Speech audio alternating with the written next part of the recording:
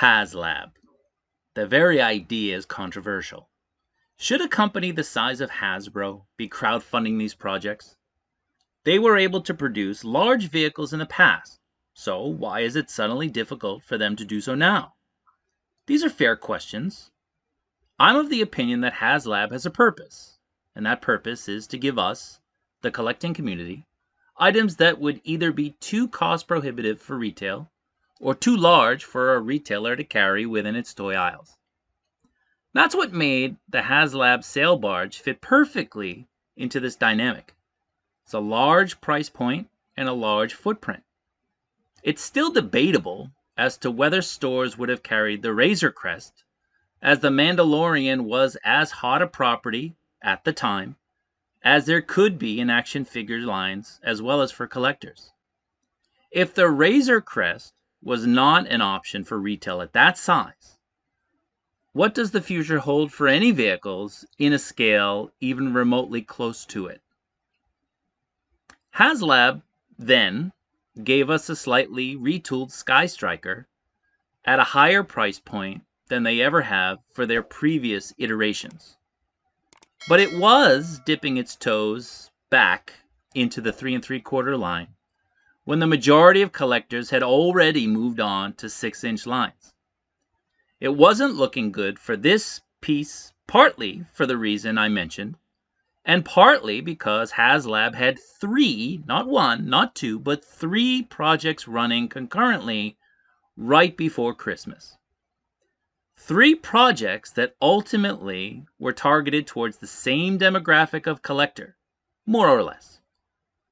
This was a major mistake on Hasbro's part. We now have the 1/12 scale Hiss vehicle up for funding.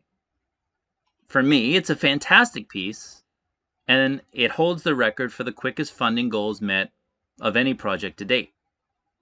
But for every bit of the Hiss's success, we've also had failures.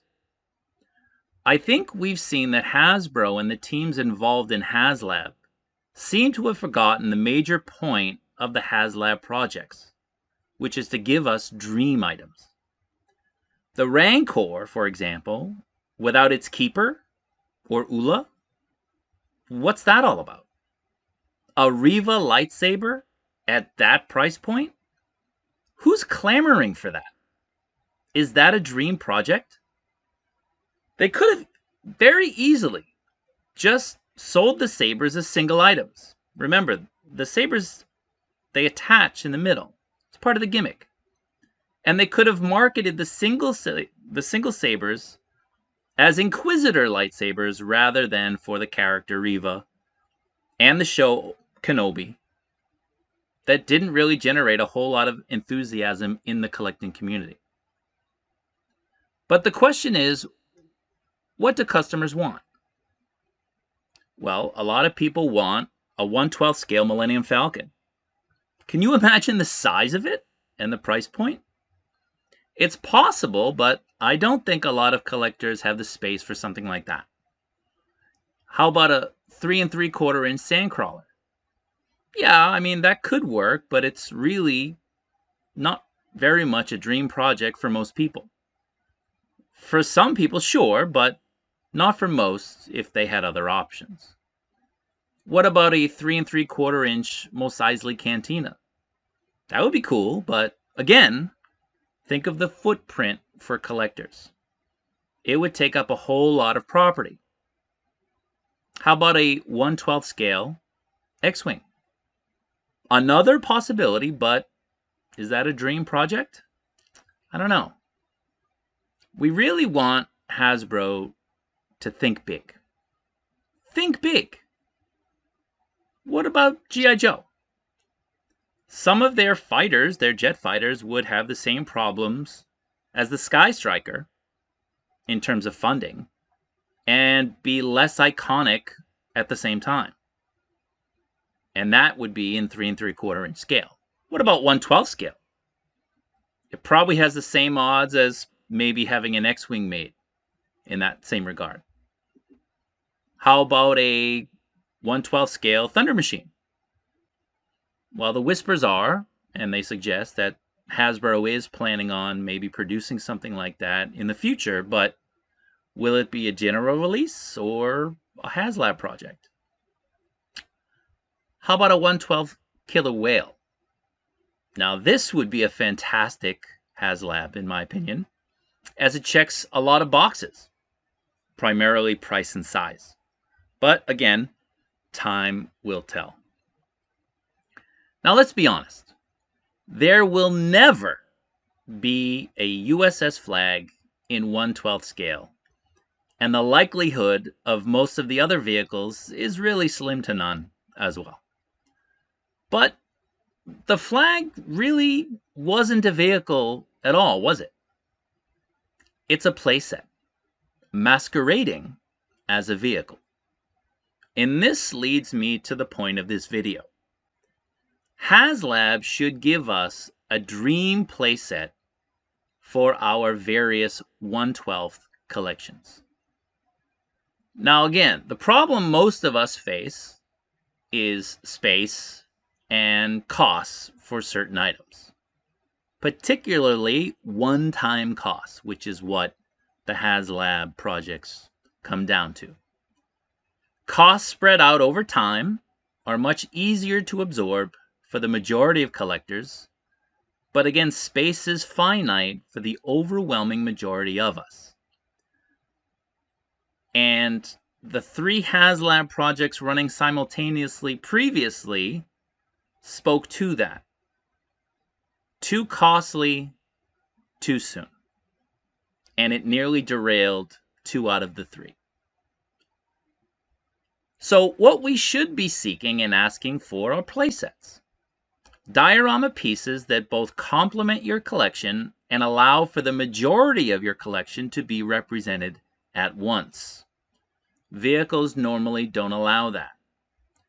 Now, back in the day, we had G.I. Joe headquarters, we had the Cobra Terrordrome, we had a Star Wars Death Star playset, and of course we had the USS flag, just to name a few. Now, you're probably saying, well, playsets are just as bad as vehicles. And yeah, that is true. The problem with a playset is they're bigger and will ultimately cost a huge amount of money, which diminishes the likelihood of them being built, normally.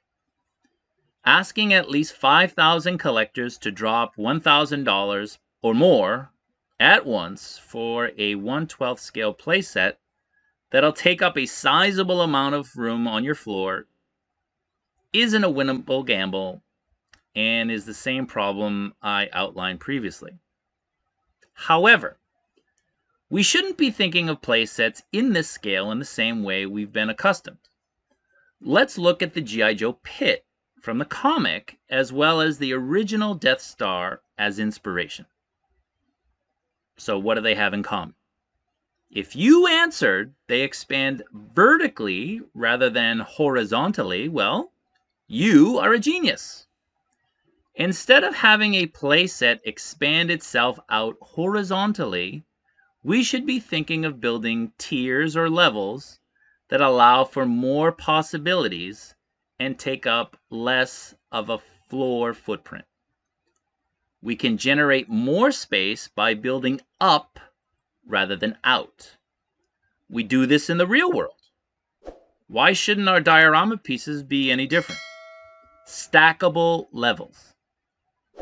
G.I. Joe headquarters could be a few levels with an area, for example, for vehicles, maybe at the bottom, a detention area level, a training area level, a command room level, and we could have other things fill out some of the other space, respectively.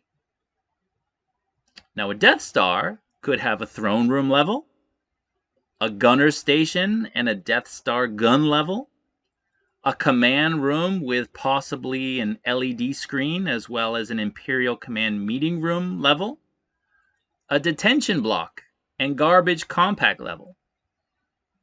We could fit the bridge that Luke and Leia jump between somewhere in between various levels. We could have a docking bay level with an elevated control room overlooking the bay. And we can have an elevator shaft and corridors rounding out areas of the different levels, kind of tying them all together, especially the elevator. Now, Haslab could release one level per year with all the bells and whistles, again, great molding and possibly lights or electronics. And the price range would theoretically be maybe under $500 per level, because there's less R&D involved than other bigger items, and we have a largely reusable base mold for future projects and releases. Just slight tweaks.